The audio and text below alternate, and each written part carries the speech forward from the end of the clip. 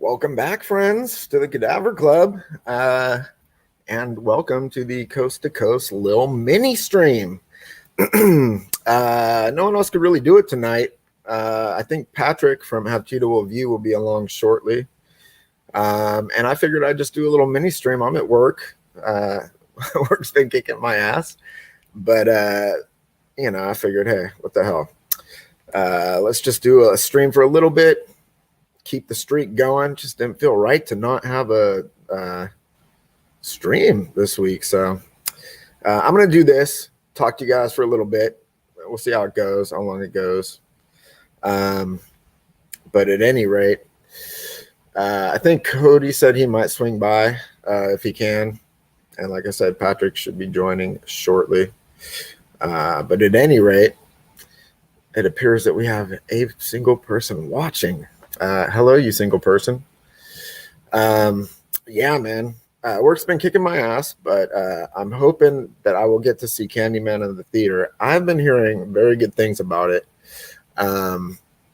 So I'm really looking forward to it. I don't know. I heard some people are not stoked on sort of like, I don't know, social message stuff in their horror movies, and I hear there is like sort of some commentary like that. What's up, Rick? How you doing, man? Patrick, it says devices not connected. Oh, I think he's gonna try again. I don't mind it, man. I was watching it was a rewatch because I missed it live, but Hey Is Not Devon Graham did a stream where he was talking about just general channel stuff and how he stopped. Oh, look, he's right here in the chat. Stopped collecting physical media. And he was saying, what's up, Patrick? What on? Sorry about that. I forgot. I haven't come on as a guest in a minute. I forgot how to go through Chrome. Yeah, I put the link in the chat. Anyone else who wants to come on? Drew, if you want to come on. Keith, come on if you can. We'll stream for a bit. But like I was saying, I was just talking about watching Drew's stream. He's was talking about his dislike for Jordan Peele, and that sort of the subject matter that he tackles sometimes he's ham-handed with, and he was not going to be happy if Candyman was sort of that same thing. And I think there is a lot of that, but I heard it was really good. So who knows? All hearsay at this point. Yeah. I saw some of the story, and I'll be honest with you, the story doesn't really make much sense. I mean, I don't know. It seems like the first movie, they developed it. They said the same thing with this the movie Don't Breathe. Right. Yeah. So Don't Breathe has the blind man inside the house, right? Yeah. And he is an absolute master of his house. He can, and he's absolutely scary. Damn it! All right, that's awesome. That's awesome. It's a great character to have and everything else. But what they did for the second movie, Don't Breathe 2, was they fucking made him into a fucking anti-hero, and it's like he was an awesome villain. Let him be the villain. It's all right to have a villain. No, they made him into an anti-hero. And I think that's what they did with Candyman. They took from the first movie where he was coming in there and waxing people to all of a sudden he comes up and he gets vengeance for someone who does something bad. And yeah, I sort of got lost in that. I sort of like, I don't get it. Well, I think Candyman was always a little bit of a anti-hero because, well, he was on sort of like a crusade, a vengeance crusade, because he was so incredibly wronged. So, I mean, I think from the first one, and there was like, he was like wronged by a plantation owner or some shit for having an interracial relationship with one of their family members, right? So, I mean, it's already sort of charged that way. Yeah, but I mean, like the first movie, he comes in and he kills Virginia Madsen's friend. Yeah. And then he kills the professor, comes in there and just, guts him right in front of her. I mean, it's like, wow, what did he do to anybody? That's But that's what made it great, was like, this is the consequences you have for calling Candyman. This is what you reap. And it made it great, you know, it made it really exciting. I like to see it too. I mean, I'm not going to sit there and rag on Jordan Peele at all. I think Jordan Peele is actually rather brilliant. I like his movies that I've seen. I like his movies. I like his vision. You know, he's definitely he loves the genre. He loves doing horror. I mean, even in Key and Peele, they were doing horror elements in that whole damn sketch show. If you go back and really watch it, there's a lot of horror in that sketch show. And sorry, go on. And a couple of those sketches, they weren't funny. They were straight shooters. You know, they were trying something new and different. Like, you know, here we're gonna do a little scene for you, a little bit straight horror, and they pushed it. It was really interesting. I never watched that show. I do remember on. So I don't claim to be like a Jordan Peele expert or anything, but Drew was saying that he only hires black people for his productions, and he felt that was racist. I don't know if that's true or not. I don't even think you can only do that nowadays, especially because it's all Hollywood is like it's all like labor union, you know. You got the SAG-AFTRA stuff, so I don't think you can really get away with just hiring a specific race. So let's that's just such a comical statement, because let's just take a look at that for a second. He only hires black people for his movie, so he's racist. Though, again, let me know when's the last time. Let me know the year there was a black director that won, a black actor that won, a black supporting actor that won, a black female that won. Let me know the years that's happened, and then we could talk about that. You know, like, how long did it take for black people to get recognized by their own peers? Well, as far as horror movies go, why is it such a trope that the brothers always get killed first in the movie? And which they do. They pretty much always die in the first part of the movie. I mean, you know, when you mention horror directors, you know, you get Romero, you get Wes Craven, you get Tobe Hooper, you get Steven Spielberg, you get you know, John Carpenter, you get stop me when I start naming some black directors. But before you get too high up on that horse, well, not a high horse. Two wrongs don't really make a right. You know what I mean? I mean, Hollywood is whitewashed, has been for a while, but you can't going like extreme in the other direction. I mean, you should really just hire the best people that can do the job to bring your vision into the world. I think there's something to be said for like selecting certain people based on their life experience, you know, if the movie has to do with it. So, I mean, maybe that their race can play a role in that, you know what I mean?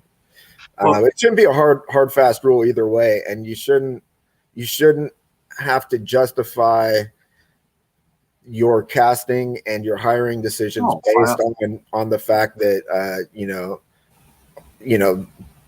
historically, you're not really getting the love racially that you'd like, you know? Well, I just feel it's a really backwards statement to say that, because it's, you know, you go, like, he's hiring the best he can. Well, how many of those people in the past never got hired, and they could have been the best they could? How do we know, you know, in the past what could have been? We could have found a black Rick Baker, a black Tobe Hooper, you know, why is it that, you know, I mean, there's just no, it's, you know, two wrongs don't make a right. That sounds like almost like, okay, well, now that it's upon us, now that we've ignored years and years and years of their voices sitting there going like, yeah, we like to sit at the table for a minute, but now that they do, and they actually took a lesson from old Hollywood, and maybe they went out there and was hiring some of their own folks for to give them their chance. Now all of a sudden they're wrong for doing that.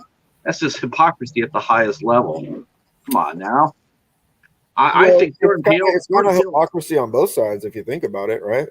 No, I have no problem with Jordan Peele hiring an all-black crew. I wouldn't say anything about it at all. It wouldn't bother me at the slightest.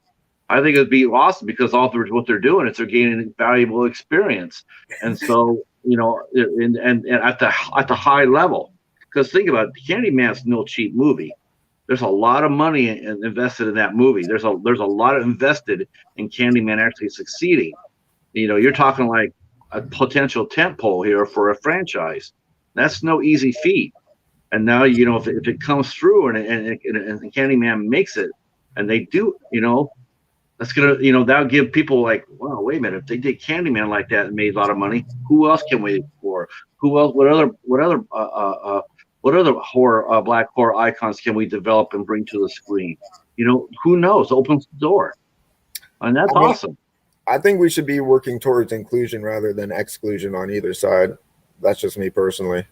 Yeah, well, I think that just comes from a place where someone's had the whole ball for since the beginning, and now just lost it. Now they want to try and play fair. It's like, you know what? They let them have 10 years of their own thing, doing what their own thing is doing. Then we could talk about fairness. It's true, but you can't really deal like let's white Hollywood executives in the 60s or whatever. You can't hold another like total individual who's not that person at all responsible for the decisions they made based on the color of their skin, right? If you're just like some white dude in Hollywood now, you're mentioning the 60s. I'll dare say, why don't you mention the 2000s? It's still the same thing. Well, you can mention any era. You shouldn't really hold any current individual responsible for the totally separate individual of the past. You know what I mean? I shouldn't have to mention, now in this day and age, we shouldn't be mentioning it at all. Someone shouldn't be sitting there crying over the fact that Jordan Peele wants to hire an all-black crew. What people ought to be looking at is like, that's who he picked. I can't wait to see what he's done. I don't know anybody who has sat here in one of these panels and to talk about Dawn of the Dead or Diary of the Dead or Land of the Dead, and sit there and wonder if George Romero hired an all-white cast. Did he hire an all-white cast? Did he hire an all-white crew? No one mentions that. But Jordan Peele makes the movie with an all-black cast, and all of a sudden now it's an issue.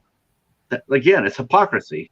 No one mentions it. How many times have we sat here, Ben, and listened to panels? We hear talk about Halloween Kills. Did anybody question the fact that is it an all-white cast that's being cast for Hollywood Kills? I don't see any brothers in the cast. I don't see any lead. I don't see any assistant directors or cinematographer.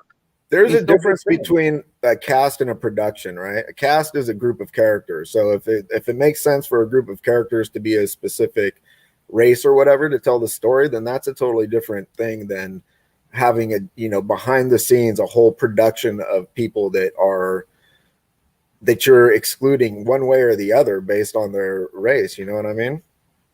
I don't think Jordan Peele did that at all. I think he went out and hired the best people he possibly could, and I know that's fine with me. Yeah, I mean, the other thing is like, you can probably get like a really amazing cast and crew, like regardless of their race on either side. I mean, a black person can be as good or better than any white people, and vice versa for that particular job. It just is like a matter of individual. I don't know why we're talking about race relations on a horror stream. Well, I think we just brought someone made a not very well thought out statement, and so that's all we're doing. We're just responding to it. It's his statement. It's his, so he owns it, so he can stand up for it. I'm just sitting there going, like, really, that's just an amazingly hypocritical statement in today's world. It's beyond, it's like wow. But then again, we do come from the age of Trump, so seeing people like that run around and crying like that, it doesn't surprise me at all, Ben. I will say that Drew is not a white dude; he's Mexican. So, it'd be awesome. Again, it'd be awesome to see Hispanics get a shot at it. I mean, he's saying in the chat here. Let's see. Let me go back. I mean, think about all the Mexican movies that were made in the 60s. The Paul and that Vanny or whatever, and all the great Latino films that we loved, all the cult films they made. I mean, that they have stories beyond belief. I love to see some of those brought to the screen. But he's saying as a minority of 32 years, he's never once thought to himself, where are my Mexican directors at? He can look up to John Carpenter as just as much as a white person as a human being, just like me. His skin. I love to see him get a crack at it, though. I love to see a Latino director and a cast and a crew. I love to see him get a crack at it. I love Guillermo del Toro's gotten plenty of cracks at it, man. He's amazing. Who? Guillermo del Toro? Yeah, he's a Spanish director, not here in America. You know what I'm saying? I'm talking about here in our culture, our filmmakers. He's Mexican, isn't he? I believe he's Spanish. I'm pretty sure he's Mexican. Someone in the chat, let me know. I could be wrong. Yeah, I think he's.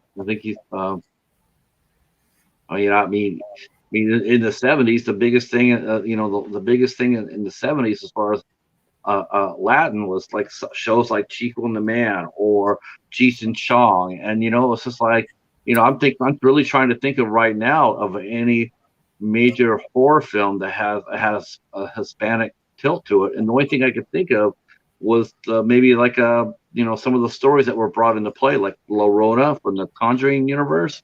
I mean, I know that was based on a Mexican story, a fairy tale, a fable.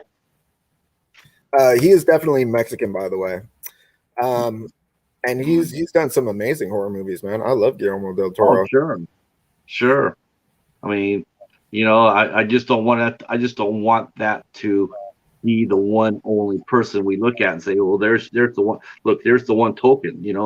I don't like to see that. I want to see what other people can do. I love the fact that there's other cultures coming in and putting their mark on it. It increases the flavor of the story. I mean, that's awesome. I mean, I'll tell you the truth. Give me a fresh young Mexican director with a fresh story to take over a tired, worn out franchise sequel any day of the week.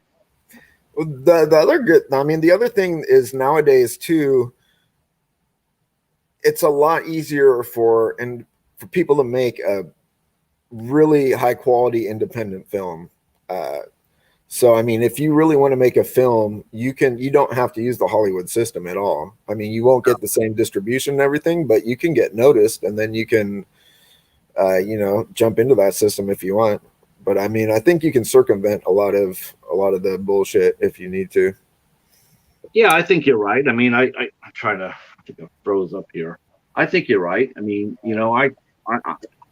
that's when as far as I go, I'm always looking for fresh voices, fresh faces. I mean, it's always been my modus operandi.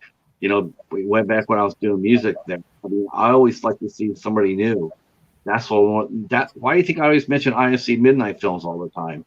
Because nobody knows who a lot of those people are in those movies. They don't know who they are, these directors or their movies or whatnot. I mean, they come out with the movies, but no one really knows who they are. But you know what? I remember another director. It's funny you mentioned this because I think we might have talked about this once on another stream, but Alex Proyas, who made Dark City, which is a brilliant film. I love that movie. Yeah. Well, he went ahead and because a lot of people don't understand how Hollywood works. They really truly don't understand it. Part of it, though I do think now it's a lot less than what it used to be. I do, because I think streaming has really evened the playing field. One of the good things about streaming. But he released a movie called Gods of Egypt. Now, Gods of Egypt, here it is about God, the Egyptian gods, and you casted an Australian and Jeffrey Rush, a Scotsman and Gerald Butler, and a Dutch actor and Nicholas Costas-Waldau. And he got absolutely crucified for that. He got crucified for Gods of Egypt. What a lot of people didn't even realize about that was Alex Proyas is half Egyptian. He grew up in Egypt. Okay, he knew what he had to do in order to get a movie made. He knew that he could not just go to Cairo, or have open cattle calls in the Sinai for all Egyptian cast. He had to play the Hollywood game, and he had to cast known actors so people would come see the movie. Now he got criticized because he didn't hire any Egyptians in any key roles. But that's not how the game works back then. Now I think it's working a little bit that way. I do think now that you can cast a proper cultural cast and and make a powerful movie and have a chance for it to go out there and be seen without having the expectations of like $150 million budget sitting over your head, like Alex Proyas did. I mean, Proyas had to make money, so he casted a well-known international cast, no Egyptians, but he got crucified for it. Well, he didn't hire anybody Egyptian. He could have hired an all-Egyptian cast, and he probably would have got a return of what, a couple of $1,000,000 on the box office. And then what? Then he has no career. No one's going to get faith in him. No one's going to invest in his projects. No one's going to take a meeting with them. No one's going to listen to a pitch. It was unfortunate that it happened that way, but that's how the game is played. That's why a lot of times you see the same old Hollywood faces in a lot of roles. It's like, how come there's no fresh faces? Well, because a lot of people trying to return their investment. They're trying to get their money back that they made making the movie. They can't afford to risk. You can also circumvent all that shit now if you make make an independent movie, make it very look very professional, because the prosumer I mean, you can buy a camera. I mean, a lot of full-length features are shot on a fucking mirrorless DSLR now, right? Mirrorless camera. I agree with you. I think now with streaming, I think there's a lot less pressure. I think there's a lot less. You can still shop it around and get distribution for it and everything, you know. You don't have to have like the big backing to get a project underway, and then once you build up some clout, then you can, you know, start building opportunities for yourself that way too. I mean, I think that's what Jordan Peele did. I mean, if you really think about it, he took he did Get Out and then Us, and he used that clout. He used his good clout, and then he got 2 seasons made of the remake of the Twilight Zone. It's a shame he didn't get a third one, but you know, he still got 2 seasons out of it. He still was able to have enough clout that he got 2 seasons of it. I only saw the first one, which I thought was really well done, of the remakes. I didn't see any other ones, so I can't speak to it. Even though I have the first season in my closet.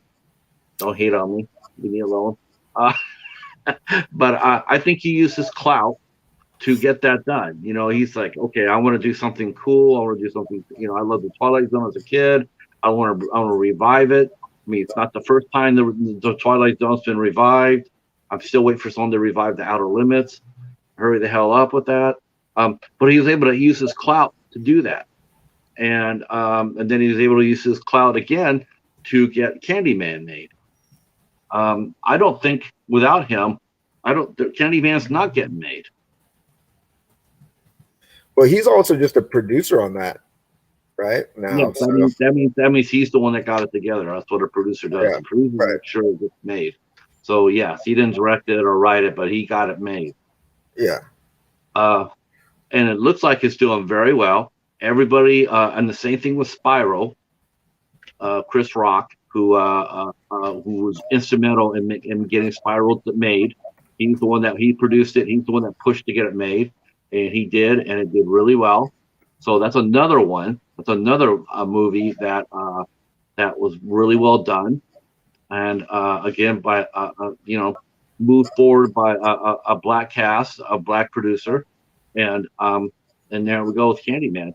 The only thing that matters to me about the new Candyman movie, I didn't care who did it. I didn't care if they were black, white, pinstripe, polka dots. The only thing that mattered to me was they had to hurry the hell up, and they had to cast Tony Todd, because without Tony Todd, I ain't watching that.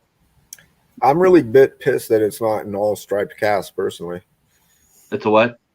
Not an all pinstripe cast. It pisses me off. Oh, yeah, but I had Tony Todd though. That's true. I guess that's all right. It's mostly on pinstripe. That's the only thing that matters to me, because they jacked Tony Todd already from one franchise where he was absolutely critical to, and to me, it really suffered. It made this franchise suffer for it because he was so critical in it, and then they got rid of him from it, which made no sense at all, because when you saw him in these movies, you're like, you got a really genuinely sense of being creeped out. And that was What the final franchise are you talking about? Final Destination. He Did played they? Death. Yeah, he played Death in the first two movies. Well, I know that, but I mean, I I like that he did that. You know what I mean? But I also don't think he was instrumental for that franchise personally. Well, I think it suffered when he left. I think when they didn't cast him anymore in it, I think it's just suffer for it because it's Tony Todd. It's Tony freaking Todd. That guy, the fact that he just it added a lot of punch to it. It added some gravitas to it. Here he is. He's death. And you're like, holy shit. When you see him, you're like, you can feel your butthole pucker up because here he is. There's death, and he's going to come over and say something. And then when he left, when he wasn't cast anymore, I don't know. It just took it away. It took it away a little bit, I thought. I think for me, I like all the Final Destination movies. Some are better than others. I like that he was in them. And I think that adds to his clout as like a horror icon, but I also don't feel like he was critical to any of them. I think that the whole concept is the thing that's critical to those movies, and the way that the deaths sort of end up coming about. You know what I mean? I think it's just like that mechanism is what's really critical for that franchise. It would have been interesting. It would have been interesting though to see because he established himself in the first two. It would have been interesting to see him in the third one or the fourth one more as every movie you're trying to outfox him. He's trying to outfox them. They're out trying to outfox him. It would have been really interesting to see that go. In a sense, it's sort of like a Freddy Krueger. Like people are always trying to outfox the killer. How can we get around him? How can we bypass him? How can And I think that would have just added some more. I don't think it didn't get seen well enough, developed enough for that to happen. But I think if it would have been, it would have been really iconic. Everybody likes all the Final Destination movies. I'm just saying would have added some more. It would have added some more punch to it to have Tony Todd in there as Death in all the movies, because he could have been anybody. He could have been anybody. He could have been anybody at all. But then you hear that voice, and then he comes in at the end of the movie. He comes in as himself. It would have been really interesting to see that. Like holy shit, that's But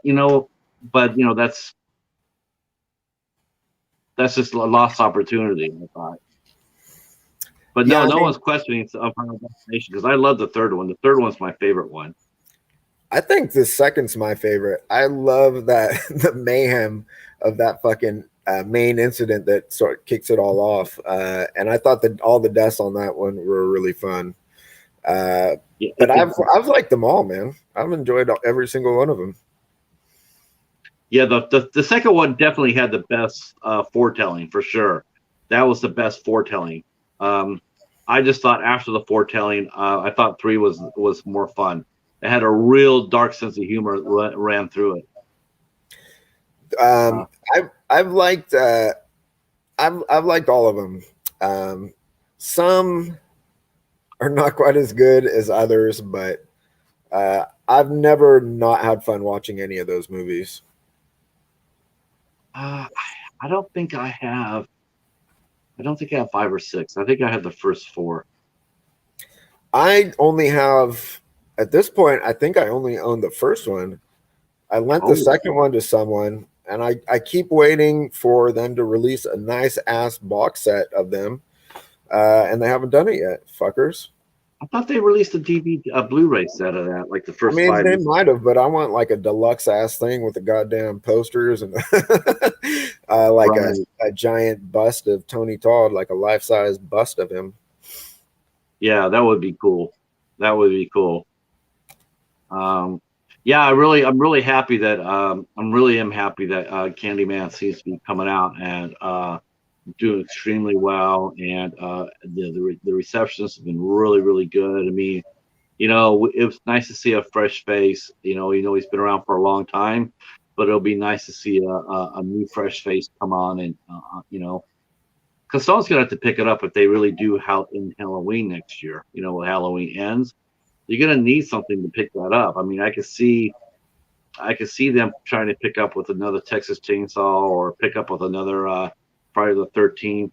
I don't know if they'll come back and revisit for, Nightmare on Elm Street.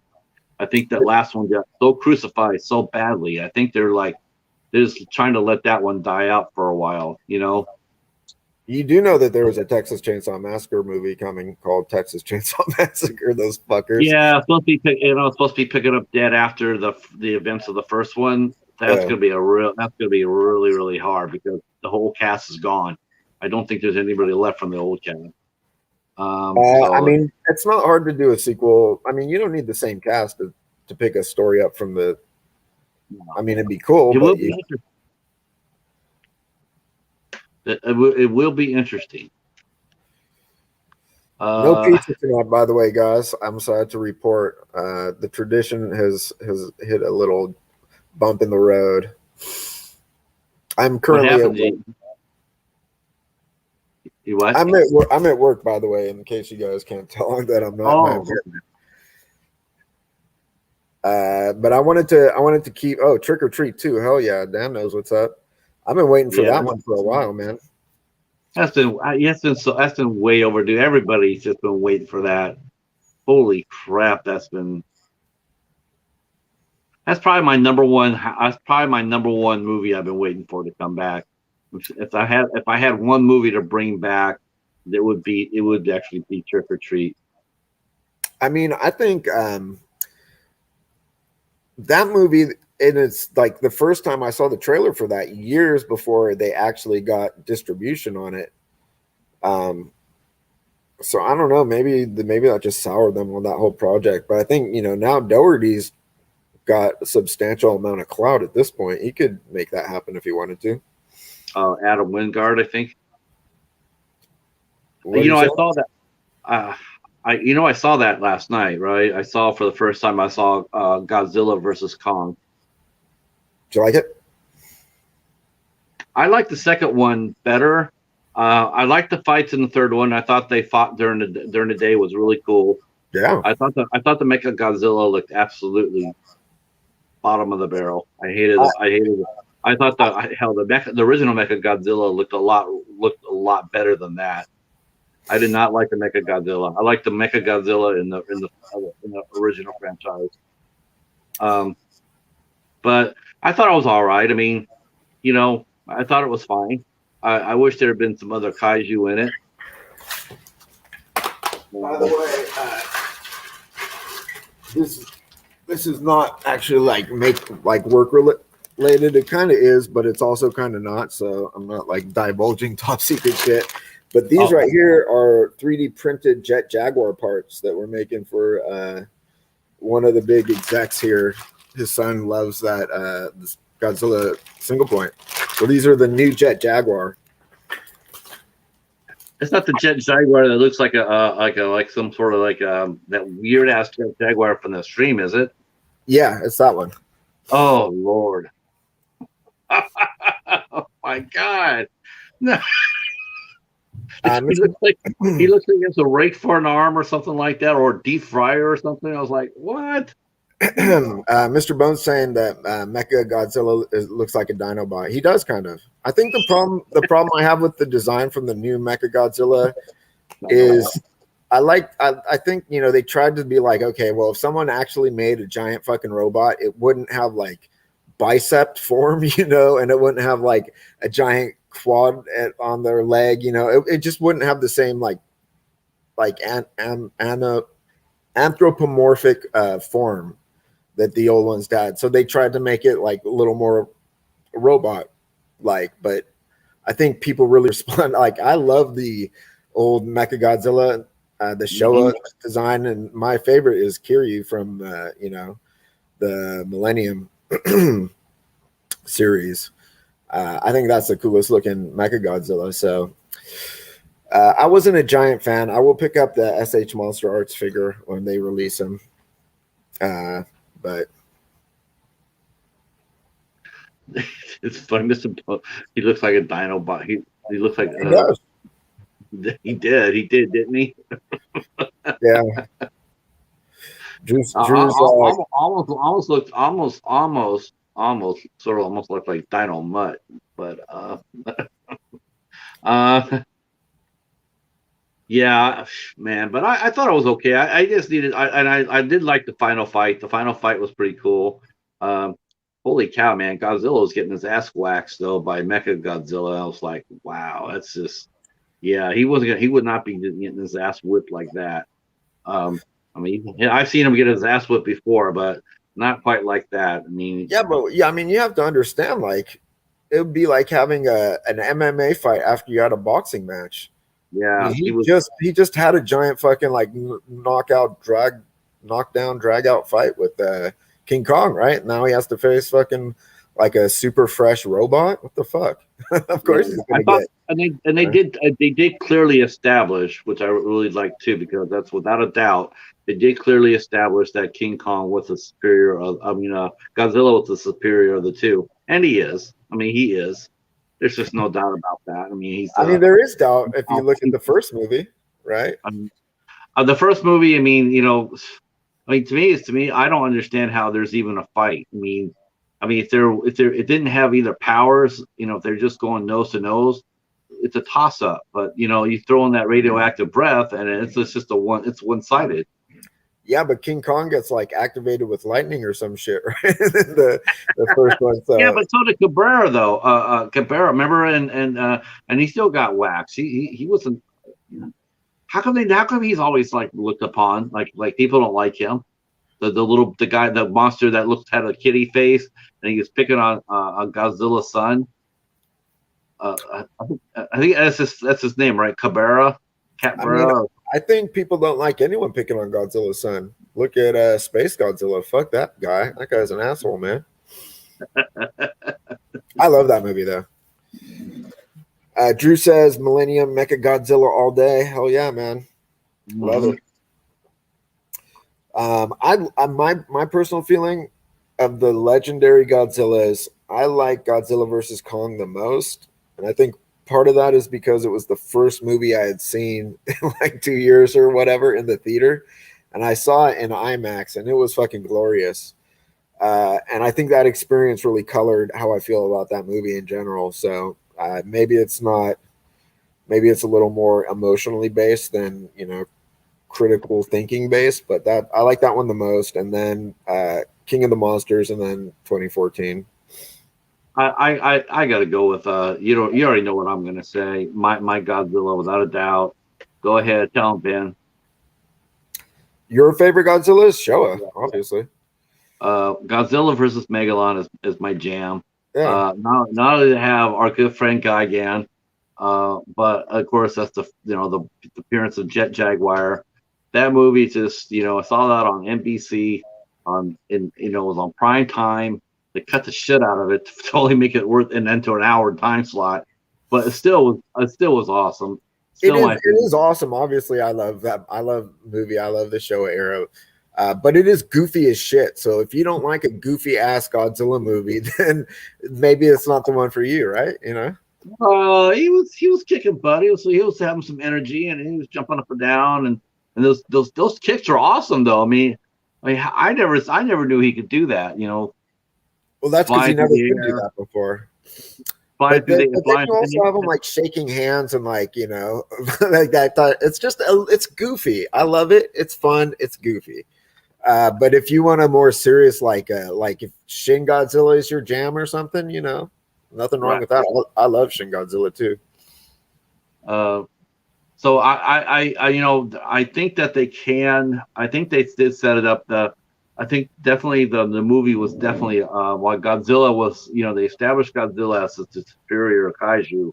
It is a Kong movie. It's very Kong centric and I think for a reason. I think the filmmakers went into it like we might not be able to get the license again because they had a 3-film deal with Toho. They had a 3-film deal, so that maybe there was an option, maybe there's not, but they played it safe and says, well, we might not get it. So let's make it Kong. and they set it up beautifully. I mean, they set it up beautifully. That Hollow Earth, brilliant. I mean, you definitely could set it up for a crossover with Pacific Rim. I heard that Guillermo del Toro and Stephen S. D. Knight were recently talking, and they're just mentioning in some interviews how they always envisioned Pacific Rim as a trilogy. So I think they're sort of beating the war junk board a little bit. And the fact that Godzilla versus Kong made, over $100 million profit, is also very, and they did it without really focusing on Godzilla. That's what really is cool about it, is that they did it without focusing on Godzilla. You got the impression that they felt like they could come back, do a Kong and Pacific Rim type crossover, and make tons of cash. And the fact is that maybe that's one of the reasons why they didn't add any other kaiju into the universe, is because they didn't want to give Toho that much more of a hook into the franchise. Like they already killed Ghidorah, but imagine if they would have brought out all their other monsters. Not killed them, but brought them all out. They brought out a bunch of new Titans, though. So I mean, they have like. Legendary can make kaiju movies if they want to focus on another Titan, right? As long as it's not as long as it's not Toho controlled. I mean, that's what I'm saying. People were saying they're going, why couldn't they do something like that with Gamera? I don't see why they couldn't do anything if they connected with Gamera. There's no reason why they couldn't. I think they did it. I think Toho. Huh? I said Gamera is also not a Toho movie. So no. They could enter into they could enter into another deal or. Of course, I don't think we're going to see anything like this, any announcements or anything at all until after Dune comes out. That's where all Legendary is at right now. They're watching Dune. They want to see how that goes. If Dune makes money, then I think we might be able to hear some news about the next Godzilla or King Kong movie. I mean, there's got to be. They've already got to be planning their next kaiju movie based on the success of Godzilla versus Kong, right? I mean, it's a no-brainer, regardless of how Dune does. Dune historically has had problems, So I mean, obviously they want to reboot it or whatever this is, and they want to make it like financially viable and everything. But I think it's a like Godzilla versus Kong success done, so they can move on planning on that if they want. There's some series like that, honestly. Like I've read some of the Dune books. I have, and they're okay. They're okay. They're exciting. I mean, they're exciting in some respects. Some books are not so exciting. I just don't understand I just never hear anybody talk about it. No one ever talks about it unless there's actually something that's coming. But I mean, like before the Dune was announced, I mean, it wasn't like I've been on YouTube for over a year now, Ben, and I surf quite a bit. I haven't run across anybody sitting there talking about Dune and dedicated to Dune and Dune is this and Dune is that. I just think a lot of these remakes are just basically forced down us. People don't really respond to that. I think that's why the last Dune that was released theatrically didn't do very well. Yeah, but that was just based on a novel. It didn't do well because it was a troubled production, right? You had like David Lynch sort of not really being able to realize his vision because of like studio interference and stuff like that. So I mean, it's not surprising when just a movie is troubled like that it's not gonna, the story isn't going to captivate the hearts and minds of the public. So studios really need to back the hell off. I mean, they really do.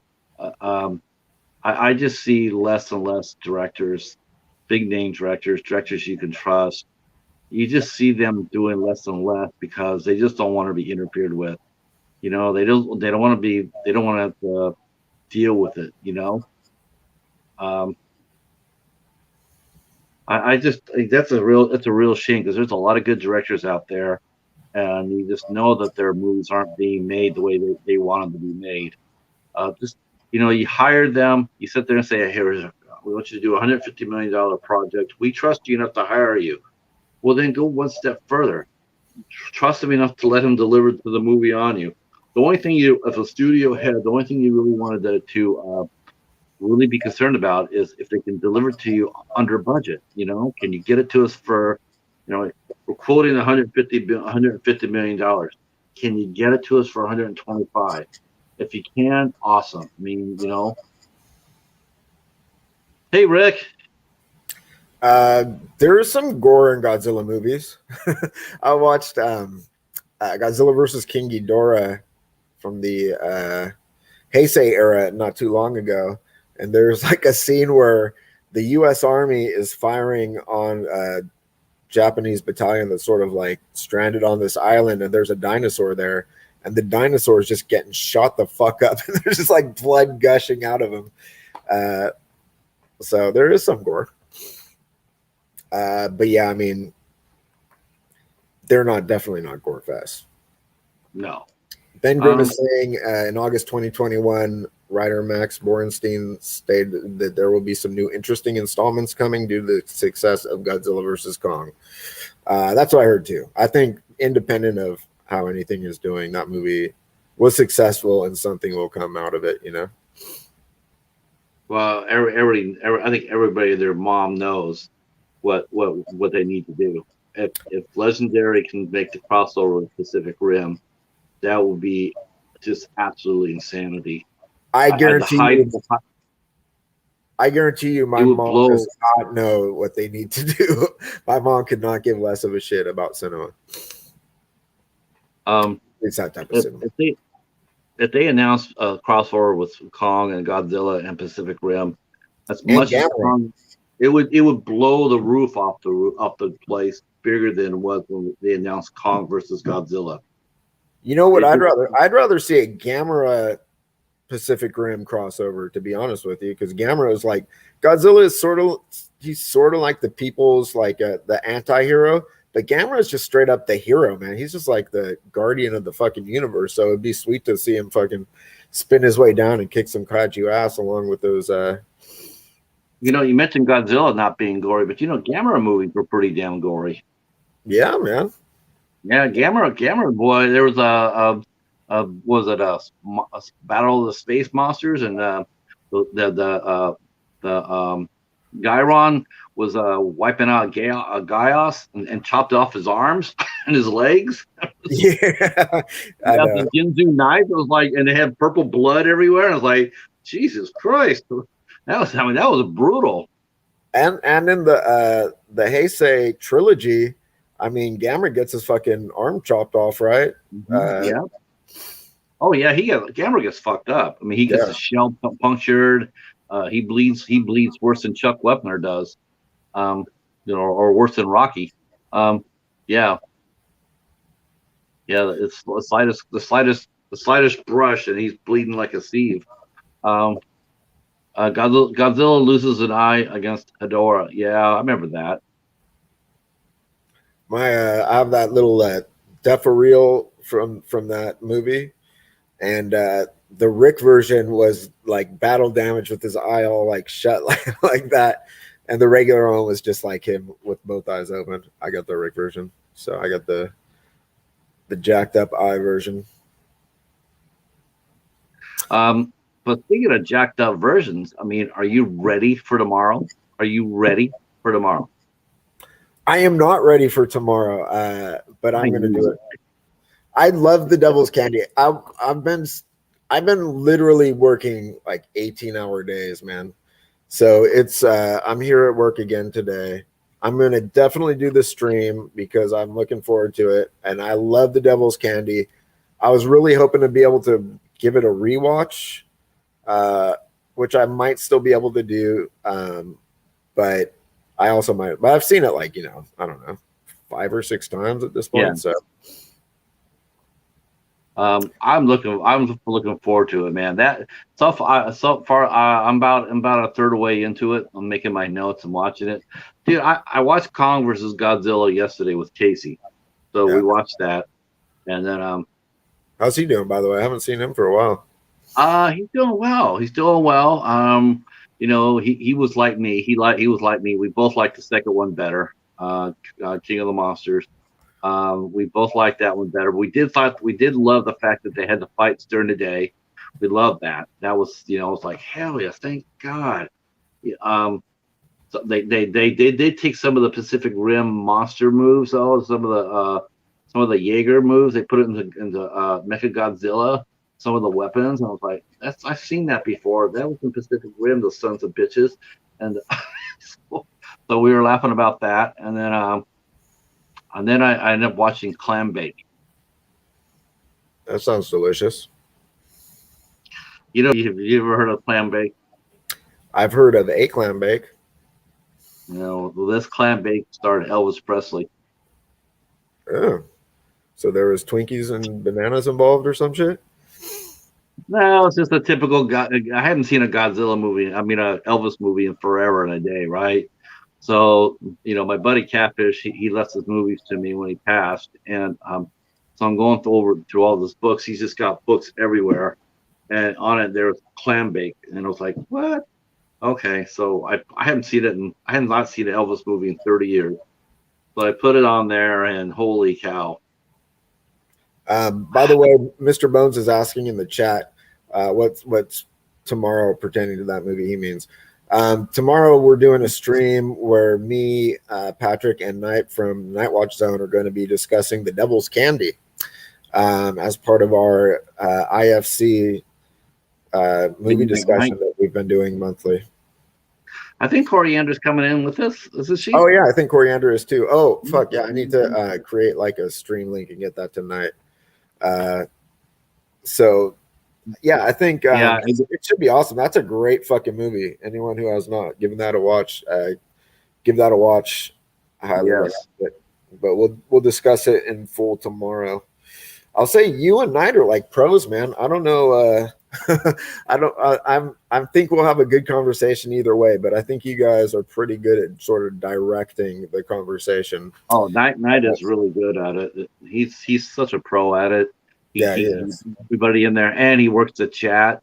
I mean, seriously, I think as far as a stream master goes, the guy who runs the stream, honestly, I think stream's probably the king right now. I mean, the guy can do it all. He could do a whole panel. He could do a panel and a guest, and he includes all the chat. Now I wonder what would happen if you got a chat where you got like 35, 40 people going, which I think is going to happen for him really soon. That I'd like to see him handle that, because I do think that's going to happen for him, because his stuff is so good. His content is outstanding. They even went out. Him and Coriander actually went out and they did a little 5-minute shot after they got out of watching Candyman together. Yeah, I watched that. Yeah, they came out there and did a little 5-minute blurb and stuff like that, and I was like, oh, that was really cool. I don't know why I never considered, for some reason, because I think we're all so remote, and I've only ever seen them stream on different screens. I never really considered that they knew each other in real life. You know what I mean? Right. I didn't know they lived so close to each other. Yeah. I mean, I didn't know that. I thought I knew that Corey was on the East Coast, but for some reason I thought Knight was out like near me in the Midwest. I didn't know he was on the East Coast either. And I know Killian, since him and that's really Knight's brother. So I knew Killian had to be around close to Knight in real life too, but I didn't think they were close to Coriander at all. Well, he doesn't have to be close to him, just because my brother lives in Hawaii. I live in California, so there could be distance. That's just a boat ride over. That's a 3-hour cruise. That's true. I don't want to go on a 3-hour cruise. With you, Mr. Dan. Mr. Dan, I agree with you, man. Night Watch Zone. Luckily for all of us, they're coming back super strong. I do believe that they'll be, based on what I'm seeing, I really do. I think they have a real chance maybe cracking that 1,000 by time January rolls around. I mean, they're every time I check on them, they're just blowing it up. And yeah, So let me just the midnight hour. The midnight hour is tomorrow too, and we're doing Devil's Candy on Ben's channel for gore and IFC Midnight Goodness, and then on 10 o'clock the midnight hour, we're doing John Hughes films. Oh, nice. Thank you. Yeah, so the stream will be 5 o'clock p.m. Pacific Standard Time / 8 p.m. Eastern Standard Time.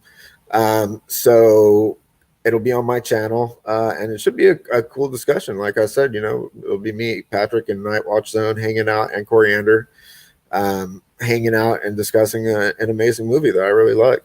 So, and there's a lot to discuss. I'm really eager. I know we're going to do Devil's Candy. I'm really, if I find myself when we get to the day before the show, what really gets me is like, I want to know what is Night or I think it might be Coriander's turn. What are they going to pick for us next month? That's what's really exciting to me. It's like, what are you guys going to pick next month? I know you guys what if she says cool. She just only wants to do an A24 film? What? How are you going to feel about it? She just only wants to do an A24 film. That's just not right. What did I do to you? I will say, I will say, like, I'm calling Guy Gann up right now. I'm telling him that there's not going to be any pizza coming over, and your house.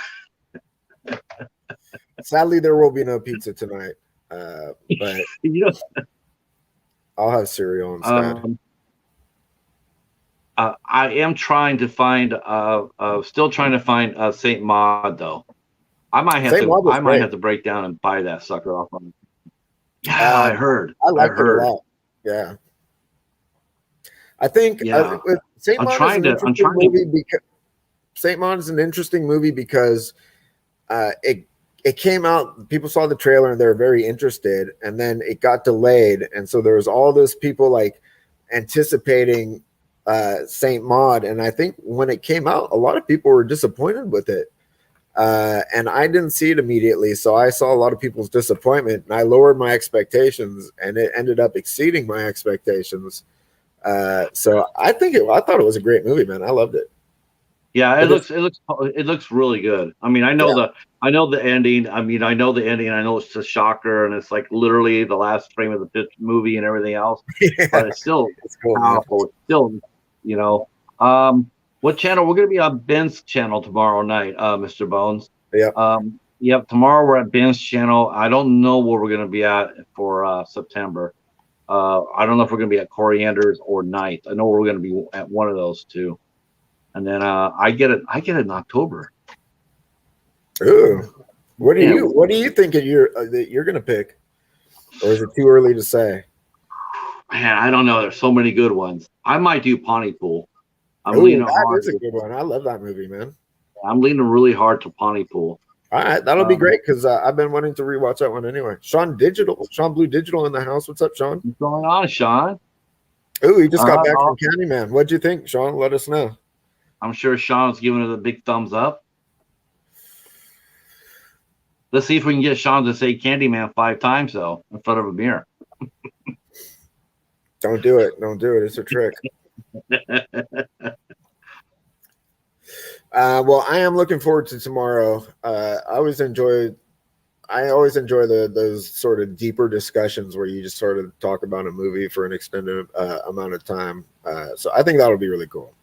Especially a movie that no one talks about, Like I mean, I know Knight and Coriander, they're going through their Terminator phase right now. Yeah. And, I love those guys. I do. Killian and Jerry, Coriander, Knight. I totally love those guys, right?